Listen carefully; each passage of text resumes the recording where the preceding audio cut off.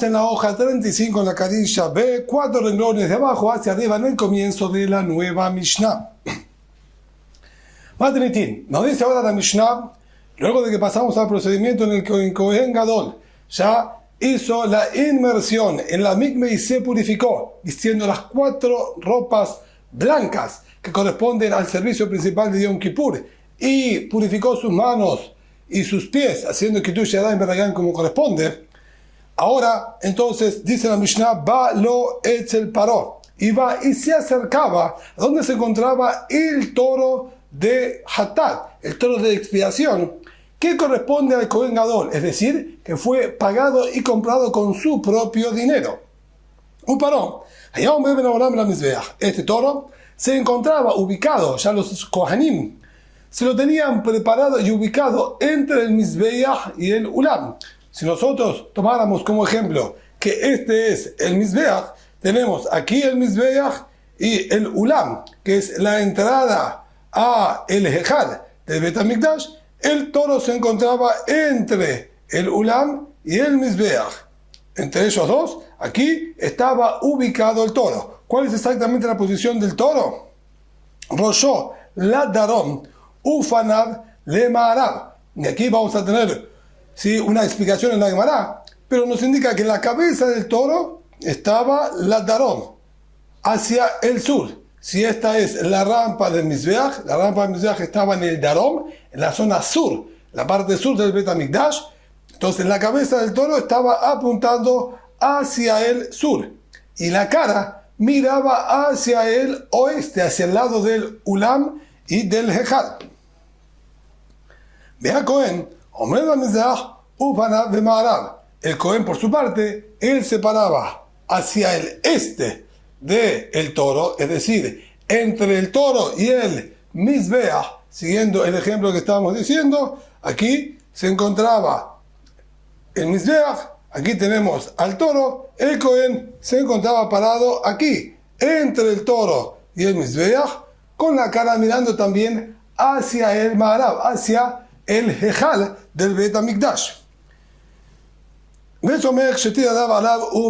Apoyaba sus 2 manos con todas las fuerzas sobre la cabeza del toro, y confesaba, acorde a lo que pidió la Torah, que tiene que confesar sus propias faltas sobre la cabeza del toro. Y así era el texto que decía: Ana Hashem, por favor, Boreolam, Aviti, cometí una falta de manera intencional.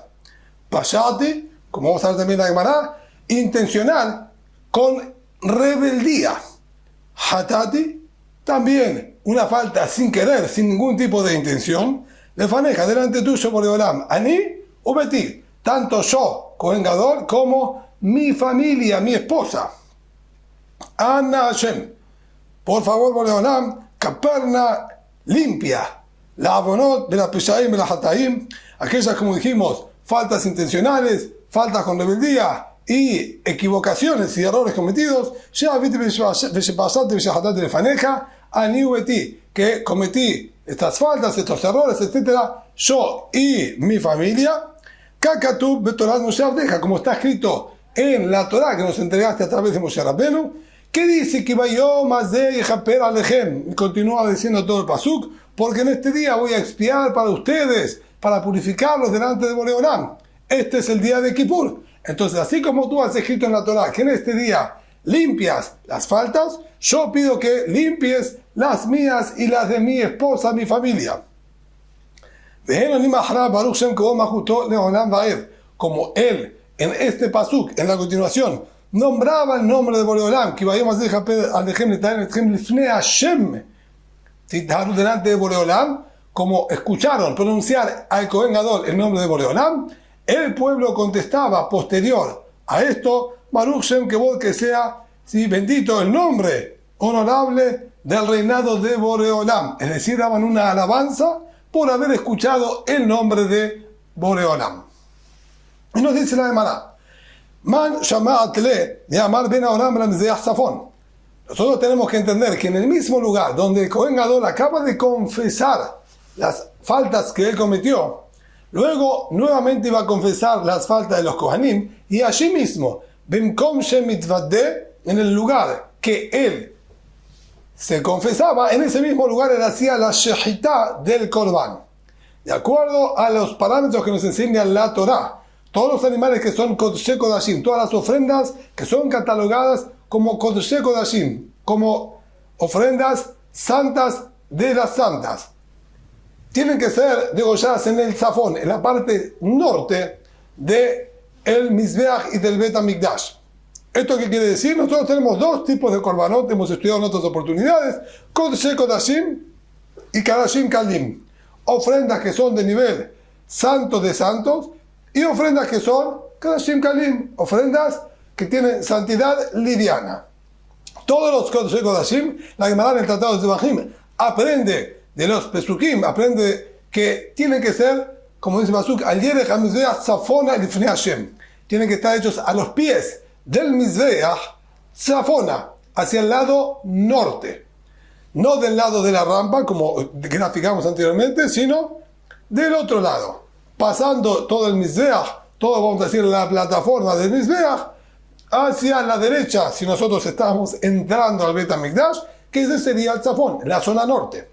Aquí, esta ofrenda al toro del Kohen Gadol era de Hatat, lo que implica que es un Kodesh Kodashim, y tiene que ser degollado en el Tzafón, en el lado norte.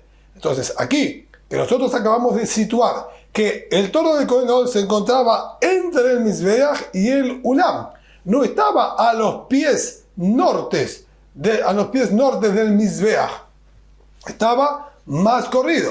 Si este era el Mizbeach, como graficamos antes, el Tzafón del Mizbeach, el Yerech, a los pies del Mizbeach en el Tzafón, sería de este lado, a esta altura. Sin embargo, nosotros explicamos que se encontraba aquí, pasando el Mizbeach, entre el Mizbeach y el Ulam, y la entrada y el acceso.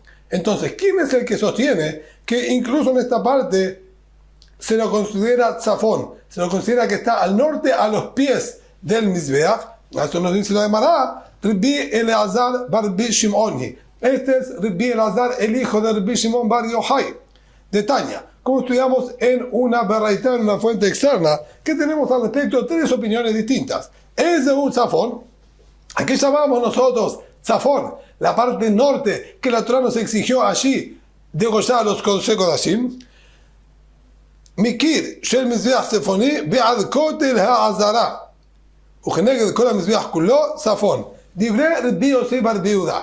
רבי יוסי בר רבי יהודה nos dice, desde la pared del Mizbeach norte hasta la pared de la Azara, de todo el recinto que se encontraba allí, desde la pared del Mizbeach norte hasta la pared norte de toda la Azara, todo el espacio correspondiente al ancho del Mizbeach, que tenía en su base 32 codos en el Yesod, donde se encontraba la especie de zócalo, todos esos 32 amot en línea recta son considerados Tzafón, son considerados norte, y allí es donde se debe hacer shehitá a todos los animales y todas las ofrendas que son Kodashim. Esto es lo que dijo aquí Rabbi Yossi bar Rabbi Yehuda.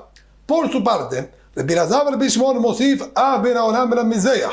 Rabbi Elazar bar Rabbi Shimon agrega y dice no solamente toda la parte que está enfrentada al Mizbeach, sino también lo que se encuentra entre el Mizbeach y el Ulam. Es decir, acercándonos más hacia el Ejal, por más que no está literalmente a los pies del Mizbeach, eso, de acuerdo a Rabbi Elazar bar Rabbi Shimon, también es considerado Tzafón, porque estamos acercándonos hacia un lugar incluso de mayor santidad, ya que estamos más cerca del Ejal. También eso es válido y se puede realizar allí la shahitá. Por lo tanto, nuestra Mishnah es perfectamente compatible con las palabras de Rabbi Elazar bar Rabbi Shimon, que dice que incluso pasando el Mizbeach hacia el oeste, hacia el lado del Ejal, del Ulam, también es considerado Tzafón. Y por último, tenemos una tercera opinión. Rabbi Mosif Av Makom de Sat Ragle HaKohanim Be'av Makom de Sat Ragle Israel. Rabbi agrega también el espacio que estaba antes de llegar a Mizbeach, los 11 codos que eran llamados Ezrat Kohanim, el espacio correspondiente a los Kohanim, más otros 11 codos anteriores todavía, que era el espacio para los Yehudim, que van desde la entrada de la Azara, donde estaba el Shar Nicanor, el portón de Nicanor, que era el portón de acceso a la Azara, desde allí hasta el Ejal, aparentemente hasta el Ulam, para ser más precisos. Todo eso, de acuerdo a Rebbi, es considerado el Zafón, obviamente, del lado norte, ¿sí? Hacia el lado norte, la mitad norte de toda esa explanada, de toda la Azara, es considerada por Rebbi también que es el Zafón y se puede hacer Shahitá en aquel lugar. Pero entonces, las palabras de nuestra Mishnah son compatibles con Rabbi Elazar Rabbi Shimon. Y aquí la Gemara expone lo siguiente: Aval min halifot berifnim, hakol modim shepasul. Pero una vez que nosotros llegamos al Ulam, a la entrada del Ulam, que en todo su largo, que tenía 100 codos de largo, en sus esquinas, al final de estos 100 codos, hacia el norte y hacia el sur, era llamado Beta Halifot, el lugar de los cuchillos. Halifá en árabe es cuchillo, era el lugar de los cuchillos. Así, cada una de las mishmarot, de las distintas guardias de Kohanim, guardaban allí los cuchillos de Shehitá para los korbanot. Toda esa zona, es decir, una vez que nosotros llegamos hasta la pared misma del Ulam, a partir de ahí en más, no es considerado tzafón, no es válido. Ese es el límite máximo, de acuerdo a todas las opiniones, que nadie permite de allí en adelante hacia el oeste poder degollar ningún tipo de kodashim. Ahora, podemos decir entonces que nuestra Mishnah son las palabras de Rabbi Elazar Rabbi Shimon velo Rebbi, y no las palabras de Rebbi, ya que Rebbi dijo que son lo que está, el norte considerado lo que está frente al Mizbeach, y también si nos adelantamos, los 11 codos de los Kohanim, los 11 codos de los Israelim, pero no hacia el lado del Ejal. Entonces, a esta manera dice, no es correcto. Afilu tema Rebbi. Nosotros podemos perfectamente explicar que nuestra Mishnah también va con la postura y posición de Rebbi. ¿Por qué? Dice la Gemara, hasta Rebbi Adar Yosef Bar Yehuda Mosif, Adar Elazar Bar Shimon la Mosif. ¿Acaso Rebbi agregó y aumentó el espacio que había dicho Rebbi Yosef Bar Yehuda? Rebbi Yosef Bar Yehuda, que fue la primera opinión, dijo solamente lo que está directamente a los pies del Mizbeach es considerado tzafón. Y él agregó, y nos dijo 11 codos anteriores de los Kohanim, 11 codos anteriores a esos incluso que son de los Israelim. Si agregó hacia el este, alejándonos del lugar Kadosh, e igualmente lo consideró válido, cuanto más y más si va a ser hacia el lado del Ulam, que nos acercamos hacia el lugar más Kadosh, que es perfectamente válido. Por lo tanto, cuando Rebbi habló, él habló para permitir todo el espacio, como dijimos, desde la puerta del Nicanor hasta la pared del Ulam. Todo ese espacio lo considera tzafón.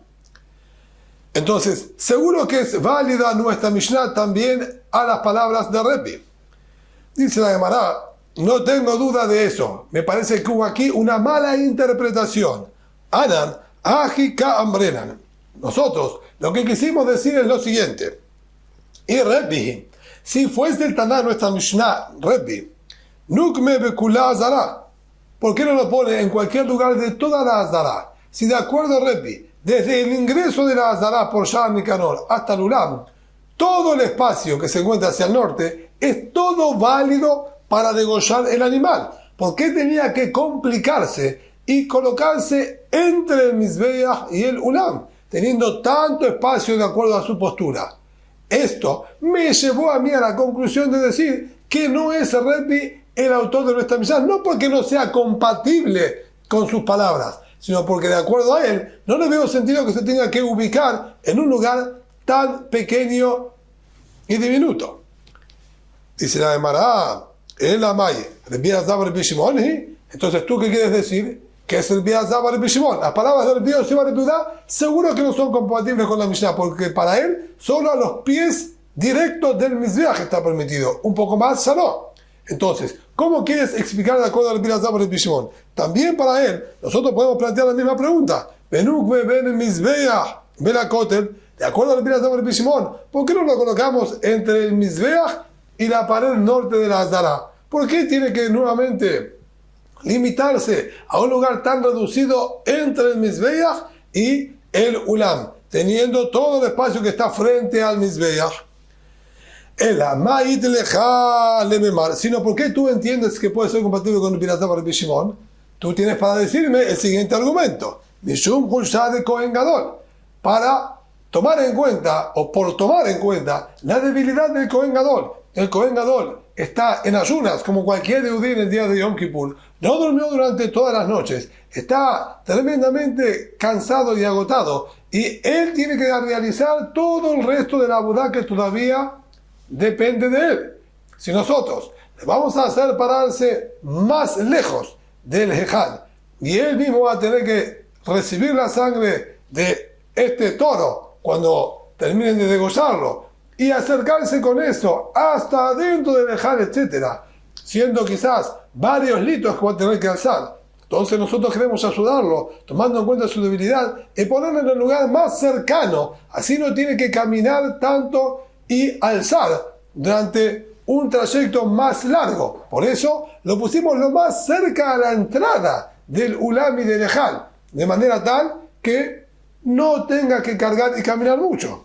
Y si ese es el motivo que vas a argumentar, porque Rabbi Elazar Rabbi Shimon dijo que lo ubiquemos específicamente entre el Mizbeach y el Ulam, entonces le repirame Mishum Hulshah de Kohen Gadol, también de acuerdo a Rabbi, por más que tiene todo el espacio desde el portón de Nicanor hacia adelante, igualmente le exigimos que vaya allí adelante para que no tenga que cargar un trayecto tan largo y tanto tiempo. Por lo tanto, nuestra Mishnah perfectamente puede ser tanto la postura de Rabbi Elazar Rabbi Shimon como la postura de Rabbi. Ahora bien, ¿cómo dijimos que estaba ubicado específicamente este toro? Nos dijo la Mishnah, la cabeza del toro, dijimos, estaba direccionada hacia el sur y la cara de él miraba hacia el oeste. A esto pregunta la Gemara.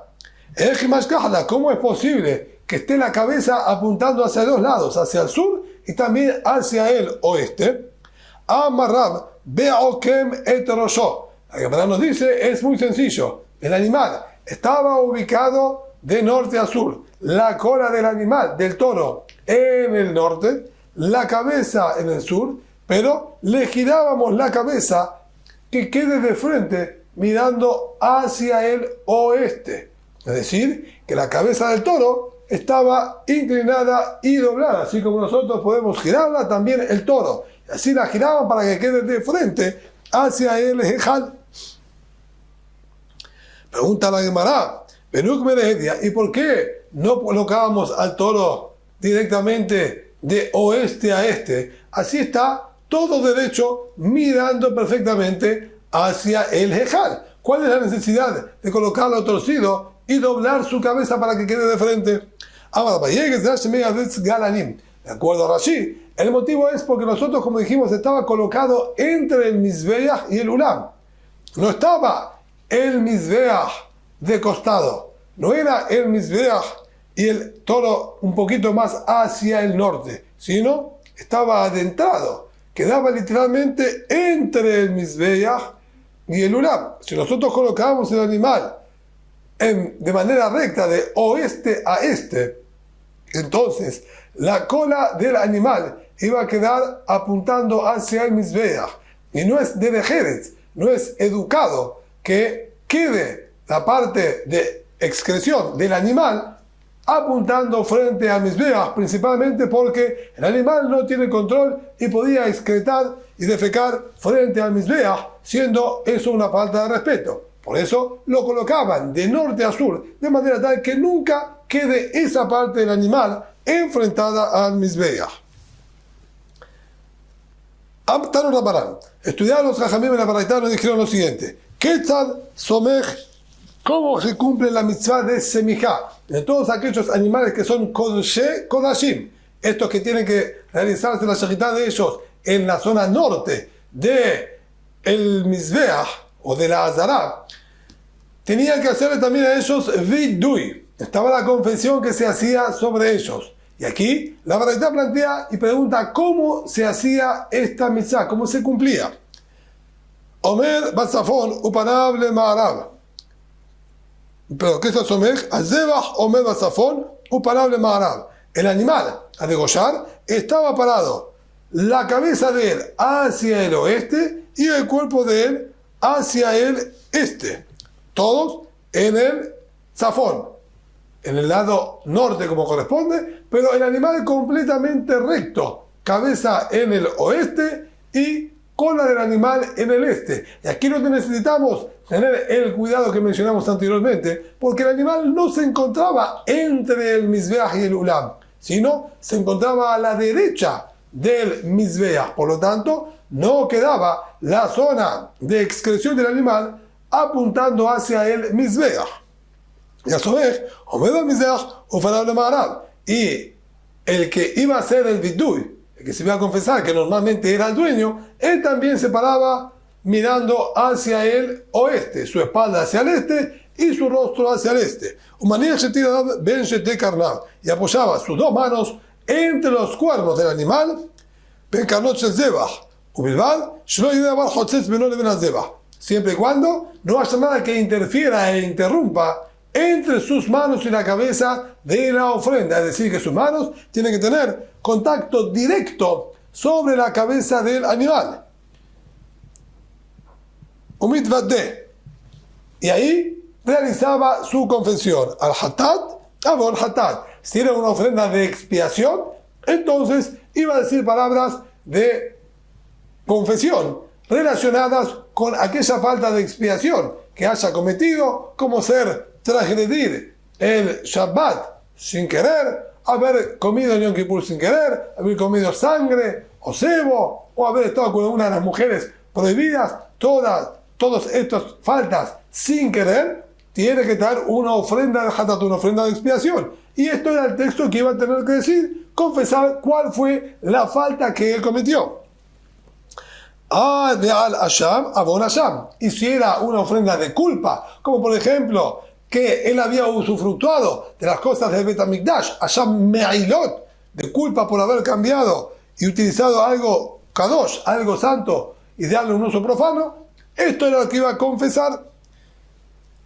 Veal Olam, Avon Leket Shekha Upea. Y si la ofrenda que trajo es una ofrenda íntegra, esta servía para lejaper, para limpiar y expiar faltas de Leket Shekha y Pea.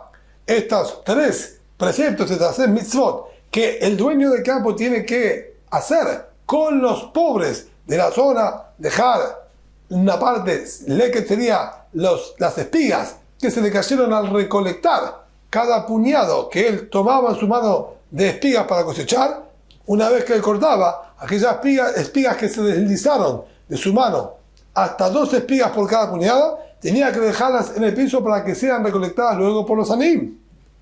Shikha, lo que él olvidó recolectar o incluso cosechar, también queda para los pobres. Y PA, él tiene que dejar un extremo de su campo sin cosechar, también intencionalmente, para que quede para los pobres. Si él no cumplió con alguno de estas tres mitzvot, con alguno de estos tres preceptos, entonces ahora tenía que traer una ofrenda de olá para lejaper, para limpiar y expiar esta falta que él cometió. Las palabras maaser ani, Rashi nos dice que no corresponden a nuestro texto y deben ser eliminadas.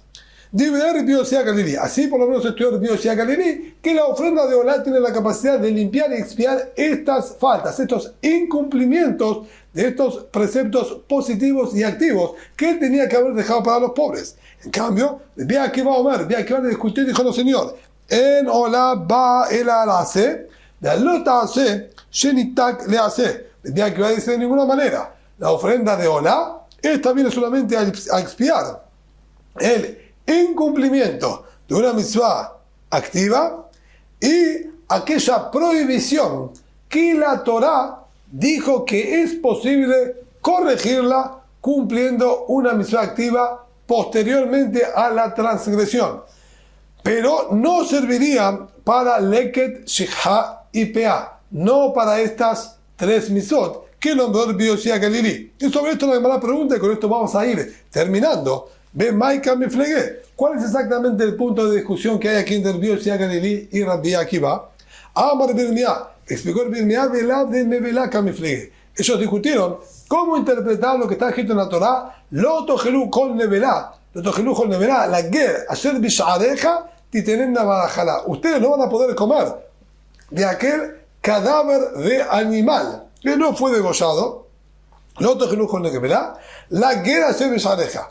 Al ger, vamos a decir al converso, y puntualmente está dando un ger toshav, no vamos a entrar en detalles, pero no neudí, aquel no judío, ustedes se lo van a dar para que lo consuma. Entonces, ¿cómo interpretamos esta orden? La guerra deja de tener navajará. Dásela a este goy que vive en tu tierra para que él la coma. No es posible explicar que tenemos aquí una prohibición de no comer del cadáver del animal y que si transgredimos podamos solucionarlo con un precepto activo de dárselo a este goy. Ya que una vez que nosotros lo consumimos y pasamos por la transgresión, no tenemos lo que darle y entregarle al goy, ya que lo consumimos nosotros. Indefectiblemente, entonces aquí no tenemos una mitzvah activa que viene a corregir la prohibición, sino claramente la intención de la Torah es a la inversa. No puedes comerlo, sino debes dárselo al goy. Es decir, hay una mitzvah activa de dárselo al goy y no consumirlo nosotros. Esto sería entonces la intención de la Torah. Y aquí es donde viene la discusión. Rabbi Akiva sabar lav me'aliam. Rabbi Akiva entiende que aquí hay una prohibición íntegra de la Torah de no comer nevelá. Y no hay ninguna mitzvah positiva y activa que lo corrija. Por lo tanto, es como cualquier prohibición de la Torá, que quien la transgrede le corresponde recibir malkuyot, le corresponde recibir latigazos, y no tiene que traer ninguna ofrenda de expiación. De la misma manera, cuando la Torá dijo leket haipea, que la Torá dijo, no puedes cosechar las esquinas de tu campo, no puedes recolectar las espigas que se han caído, de acuerdo a Rabbi Akiva, son prohibiciones íntegras, como cualquier prohibición. Y si bien la Torá continúa diciendo no lo tomes, déjaselo al pobre, no es una solución a la prohibición, sino, al igual que aquí, la Torá nos estaría diciendo no puedes tomarlo, sino deberías habérselo dejado al pobre, pero no viene a corregir y a decirnos que si yo lo recolecté y lo llevé para mí, lo puedo solucionar ahora entregándoselo al pobre, sino, al igual que nevelá, es una prohibición rotunda, y quien la transgreda le corresponde malkuyot, le corresponde latigazos, y no se trae una ofrenda de olá para expiar esta falta.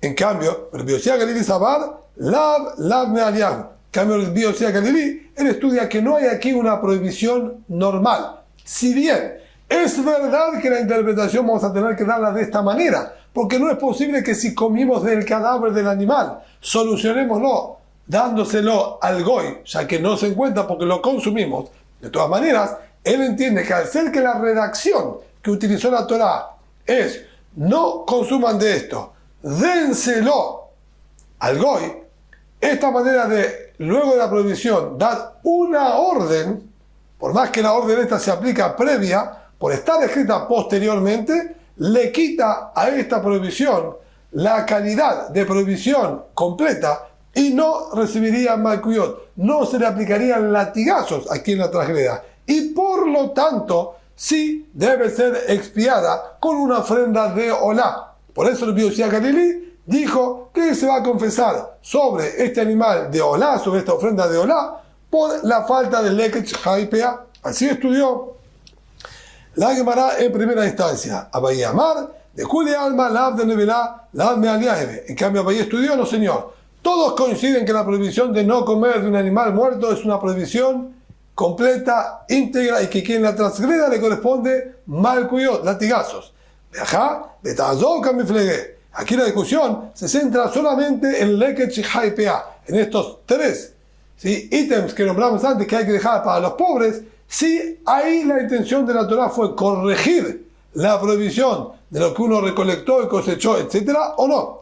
El día que iba a saber el día que iba interpretó que lo que dijo la Torah hay que dárselo al pobre se refiere antes de pasar por la prohibición, una orden original. Debes dejar esto para el pobre, no puedes cosecharlo. Debes dejar esto para el pobre, no puedes recolectarlo. Entonces es una mitzvah activa, una orden primaria, y luego está la prohibición.